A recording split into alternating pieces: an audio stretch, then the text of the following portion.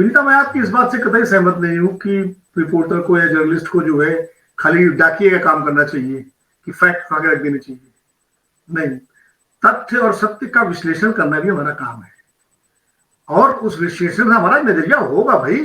निष्पक्षता, बिल्कुल निष्पक्षता होती नहीं है, कोई निष्पक्षता नहीं होती। ये निष्पक्षता का मतलब ये है कि सारे तथ्य आप ईमानदारी के साथ रखें। सत्य और तथ्य के साथ तो होना पड़ेगा आपको। अब मान लीजिए सरे सरे हम किसी महिला के साथ बदसलूकी हो रही है, आप उसमें निष्पक्ष कैसे रह सकते हैं भाई? और अगर कोई बदसलूकी करने वाला पावरफुल किसी सर मैं पॉलिटिकल की बात कर रही थी, मतलब पॉलिटिकल रिपोर्टिंग में। नहीं, पॉलिटिकल की अगर आप बात करती हैं तो पॉलिटिकल में भी आपको मान लीजिए कोई दल अगर ऐसी घोषणा करता है। मैं एक उदाहरण देता हूँ पॉलिटिकल की बात। आज हिंदू राष्ट्र की बात बहुत लोग कर रहे हैं, उसमें कई सत्ताधारी दल से जुड़े हुए हैं। ठीक है, कोई मंत्री नहीं कर रहा, लेकिन कई एमपीज जो है कई बाबा लोग कर रहे हैं। तो क्या इसमें निष्पक्षता दिखानी पड़ेगी? इसमें तो बोलना पड़ेगा भाई हमारे संविधान के खिलाफ है ये चीज। आप इस चीज को जो है अलगाववाद को आप हवा दे रहे हैं। जो आप हिंदू राष्ट्र की ज्ञानी स्वर्ण मंदिर के ग्रंथी ने क्या कहा? उसने कहा कि अगर हिंदू राष्ट्र की बात होगी तो खालिस्तान की बात क्यों नहीं होगी? आप उनको ग्राउंड दे रहे हैं, तो उसमें हम निष्पक्षता दिखाएंगे। हमको उसको कंडेम करना पड़ेगा, क्योंकि हमारा संविधान किसी भी धार्मिक आधार पर, किसी भी जातीय आधार पर, किसी वर्गीय आधार पर राष्ट्र की बात नहीं करता है। हमें अपने कॉन्स्टिट्यूशन के हिसाब से बात करनी पड़ेगी। ये मैं कह रहा हूं कि चाहे राजनीतिक रिपोर्टिंग हो, एनालिसिस तो हमको अपना देना ही पड़ेगा। पर तथ्य हम आखिर हम जब वोट डालने जाते हैं तो हम किसी को न किसी को वोट देते हैं ना। हमारी एक प्रायोरिटी, एक प्राथमिकता होती है ना राजनीति में, किसी को भी देते हैं। लेकिन वो हमारा जो आग्रह है, जो हमारा वैचारिक पक्ष है, वो तथ्य और सत्य पर हावी नहीं होना चाहिए कि हम आंख बंद कर। मैं एक उदाहरण देता हूं आपको। 1987 का दंगा था मेरठ में। मैं मेरठ में उसमें हमारे टाइम्स के पश्चिमी उत्तर प्रदेश विरोध की था।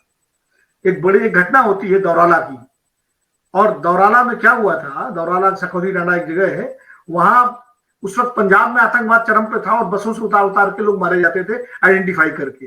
बिल्कुल उसी शैली में 2 बसों को रोक करके बसें बिजनौर जा रही थी दिल्ली से, और 11 या 12 मुसलमानों को मार दिया गया आइडेंटिफाई करके। वो उस वक्त 2 बड़े अखबार थे मेरठ में, एक अमर उजाला, एक दैनिक जागरण, और दोनों अखबार थे, और बाकी हम लोग दिल्ली वाले थे। नवभारत टाइम्स था और जनसत्ता था, हिंदुस्तान था, हिंदुस्तान टाइम्स, यूएनआई पीटीआई, सबके संवाददाता थे। आप सोचिए, एक अखबार के एक संवाददाता महोदय गए, मुख्य संवाददाता, और उन्होंने वहां अपने फोटोग्राफर के साथ गए घटना स्थल पर, और पुलिस वालों से पूछा कि क्या हुआ? बोले सब ऐसा सब। बोले एच मरे कि एम?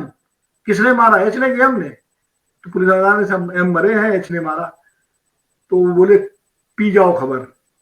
और उसके बाद आकर के उन्होंने अपने अखबार में कहा कि अरे वो छोटा मोटा झगड़ा था वहां, कुछ नहीं, और वो तो कोई ऐसे थोड़ा बहुत हो गया, पुलिस ने निपटा दिया, और छोटी सी खबर छप गई।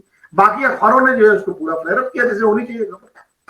बाद में उनसे पूछताछ हुई तो उन्होंने कहा कि मैं पहले हिंदू हूं, फिर मैं स्वयं सेवक हूं, फिर फलाना हूं, बेटेगा अपना।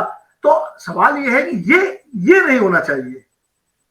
आप भले आप संघ के हो, आप कम्युनिस्ट हो, आप सोशलिस्ट हो, आप कांग्रेसी हो, आप कुछ ना हो, लेकिन अगर आप घटना स्थल पर जाते हैं या पॉलिटिकल रिपोर्टिंग कर रहे हैं तो आपको तथ्य, आप किसी मान लीजिए आप किसी पार्टी की विचारधारा सहमत नहीं है, और उसकी रैली में 1 लाख आदमी आ गया, तो आप क्या लिखेंगे?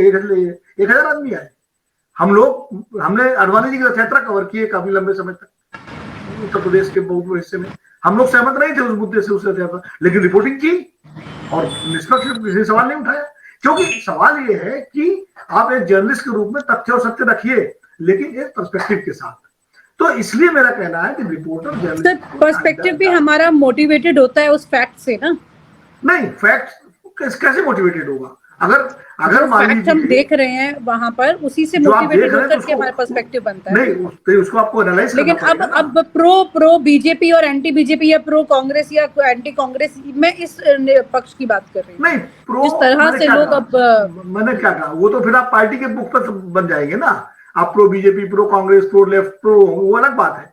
मैं कह रहा हूं कि आपको पर्सपेक्टिव, आप किसी घटना को, उसके तथ्यों को कैसा एनालिसिस करते हो सकता है उससे बहुत लोग सहमत ना हो आपके एनालिसिस से, लेकिन वो आपका व्यू पॉइंट तो होगा। हाँ, वो खबर में नहीं आए भले, लेकिन वो आर्टिकल में आना चाहिए।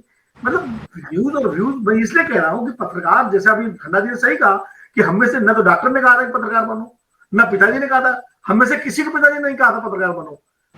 सबके पिताजी चाहते थे कि अफसर बन जाओ, आईएएस बन जाओ, पीसीएस बन जाओ, इंजीनियर बन जाओ, डॉक्टर बन जाओ, ये बन जाओ, यही सब कैरियर थे उस समय। लेकिन पत्रकार बने कन्विक्शन के लिए, तो खाली डाकिया बनने के लिए थोड़ी पत्रकार बने कि गए और एक उसका स्टेटमेंट ले आए, एक दूसरे का ले आए और रख दिया भैया ये कह रहे, ये कह रहे। अरे हम क्या कर रहे हैं, हम उसका एनालाइज तो करना पड़ेगा। मेरा कहने का मतलब है कि विवेक के साथ जो है पत्रकारिता होनी चाहिए।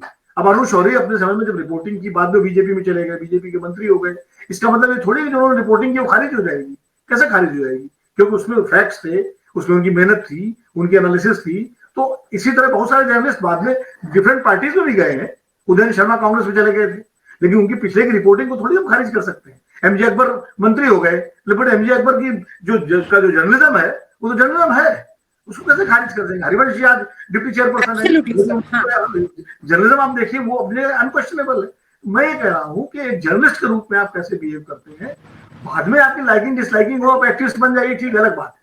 और आप हमसे जुड़े रहने के लिए सब्सक्राइब करें YouTube पर, फॉलो करें Twitter पर और लाइक करें Facebook पर। और ज्यादा जानकारी के लिए आपको टाइप करना होगा सिर्फ न्यूज नशा।